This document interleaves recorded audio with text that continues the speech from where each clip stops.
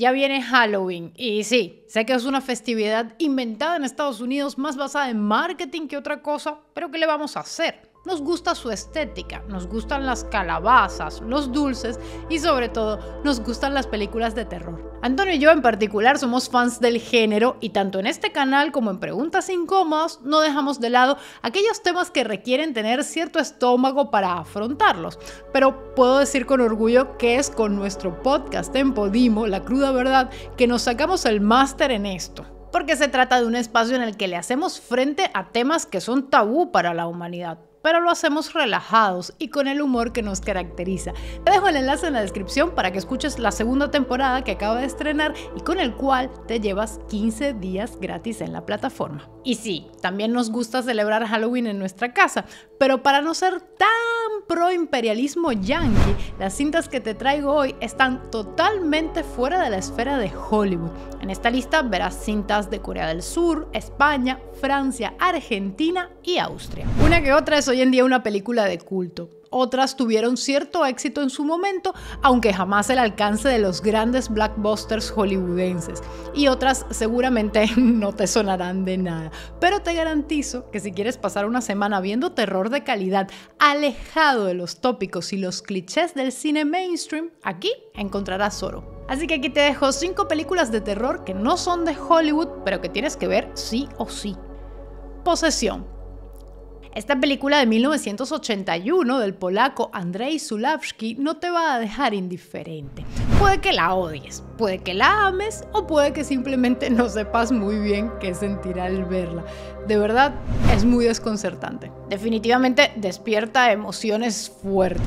Cuenta la historia de Mark, interpretado por Sam Neill, y su esposa Anna, Isabella Gianni, quienes atraviesan un turbulento proceso de separación y divorcio. Y por turbulento entiéndase violencia doméstica, gritos, insultos, toda clase de agresiones que ya de por sí van pasadas de rosca como para que luego se nos añada un componente sobrenatural y criminal al asunto, que hace que todo sea más turbio. Y es que el comportamiento de Ana se vuelve cada vez más errático y bizarro hasta que se nos explica la razón, que no te puedo decir porque te echaría a perder la película. Y bueno, en realidad en esta película ni Ana ni nadie se comporta de forma medianamente normal.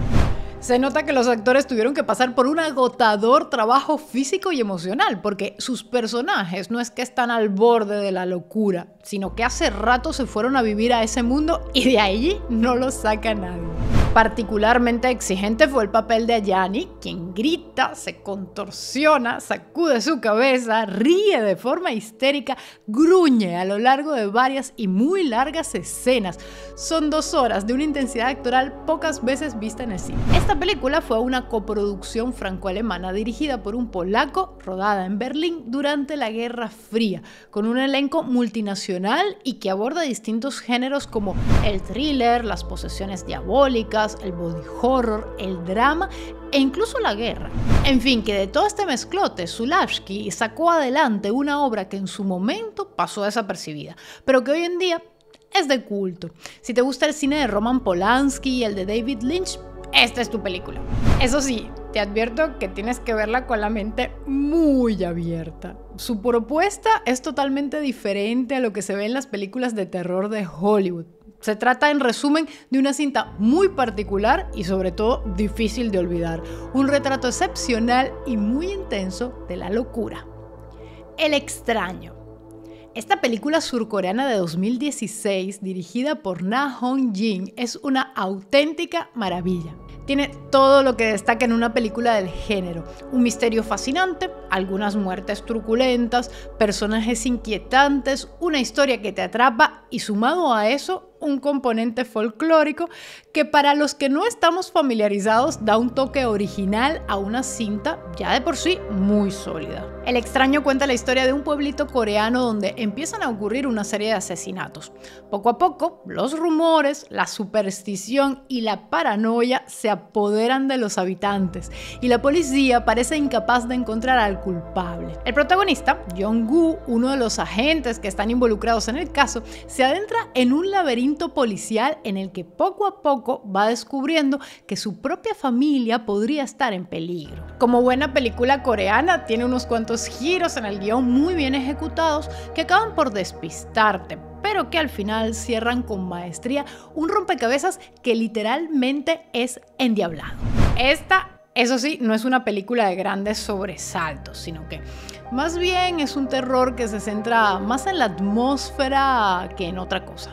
Y vaya que lo hace muy bien. Es una película que pone los pelos de punta y te deja muy mal cuerpo.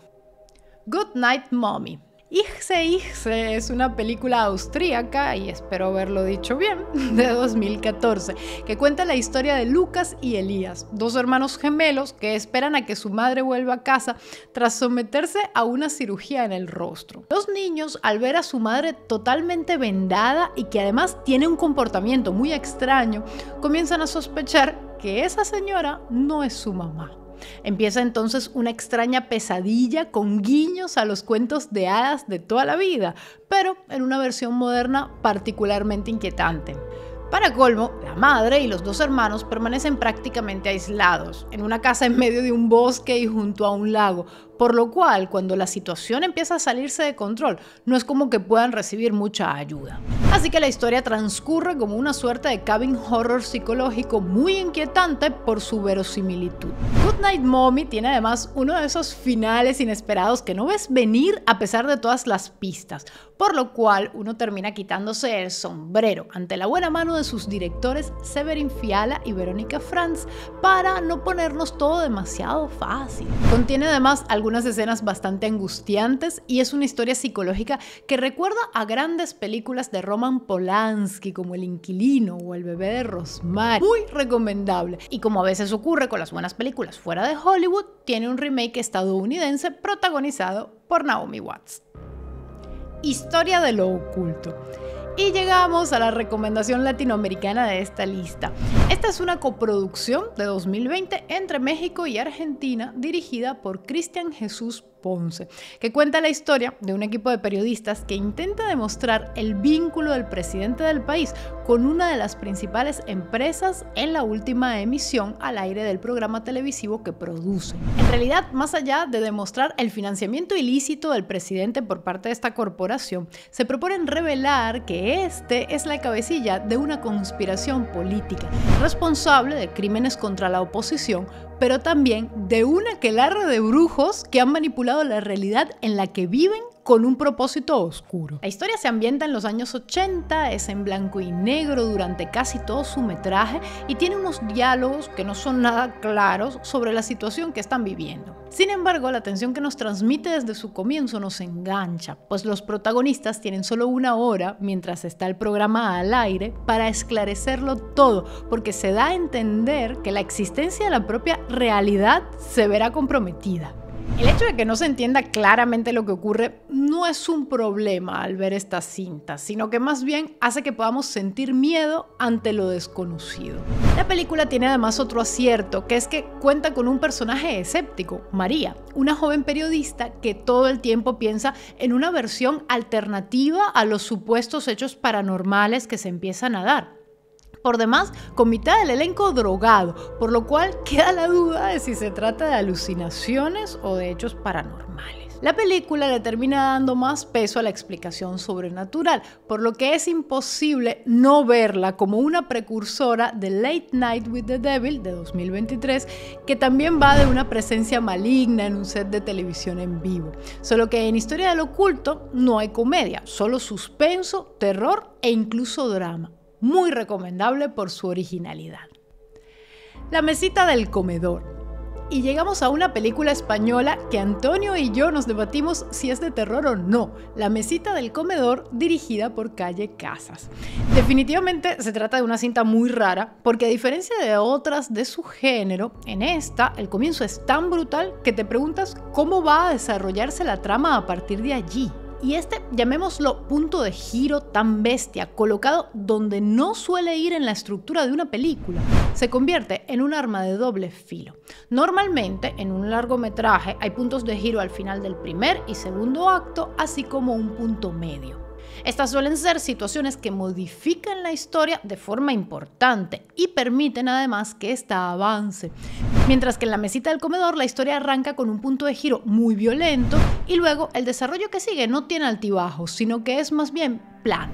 Esto puede parecer anticlimático de cara a que como espectadores es inevitable pensar en cómo van a resolver ese desastre, pero a su vez es en este aspecto donde aflora el verdadero terror de la cinta. La película comienza mostrándonos a Jesús y a María, una pareja que acaba de tener un bebé y no en las mejores condiciones, pues María es una maltratadora psicológica de temer que tiene a Jesús sometido.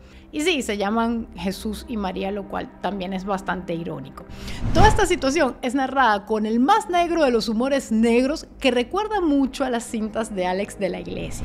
Jesús no puede decidir nunca nada por culpa de su mujer, hasta que se empecina en comprar una horrenda y carísima mesita de comedor para por lo menos sentir que puede tomar alguna decisión dentro de su relación. Pero lo que parece algo irrelevante, incluso superficial, se convierte en un hecho hiperdramático con la mesita de comedor al centro de la tragedia.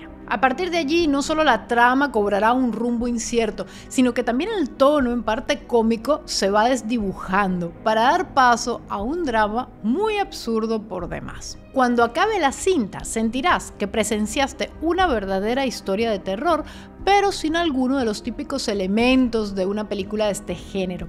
Al punto que puede que te preguntes si en efecto acabas de ver una película de terror. Y creo que este aspecto, por un lado, la hace muy original y por otro, quizás le reste fuerza. Pero eso es lo increíble de ver cintas fuera de Hollywood, que aprecias como hay mil maneras de hacer buen cine. Y eso, para un cinéfilo y fanático del terror, como es este caso, no tiene precio. Esperamos que te haya gustado nuestra lista de recomendaciones para que pases un Halloween cinéfilo diferente. Y no dejes de contarme en la caja de comentarios cuáles son tus títulos de terror preferidos del mundo mundial. Y si tienes alguno latinoamericano, pues también me interesa mucho. Te invito a que nos sigas por acá en Sin Explicación, si no lo has hecho ya, y a que te suscribas a nuestro podcast La Cruda Verdad con el enlace que te dejo en la descripción para que te lleves 15 días gratis en Podimo. Y si eres fan del terror y también te interesa ver más títulos latinoamericanos, de este género, quédate con este video que hicimos sobre Cuando acecha la maldad, una cinta de terror argentina que está brutal. Chao.